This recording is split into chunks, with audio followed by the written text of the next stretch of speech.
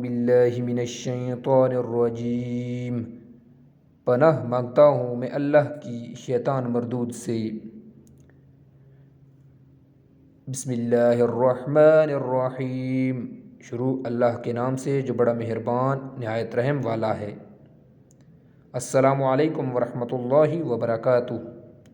حدیث شریف حضرت ابو بکر صدیق رضی اللہ تعالیٰ عنہ سے مروی ہے کہ جناب رسول اللہ صلی اللہ علیہ وآلہ وسلم نے ارشاد فرمایا، دجال کا خروج مشرق کے ایک علاقے سے ہوگا جس کا نام خراسان ہوگا، اور اس کی پیروی ایسے لوگ کریں گے جن کے چہرے چپٹی کمان کی طرح محسوس ہوں گے۔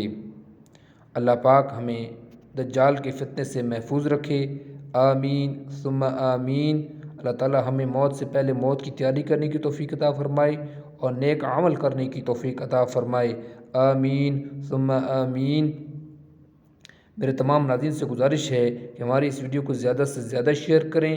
یہ حدیث مسند احمد حدیث نمبر 12 ہے۔ ویڈیو دیکھنے کا شکریہ۔ اللہ حافظ۔ السلام علیکم ورحمۃ اللہ وبرکاتہ۔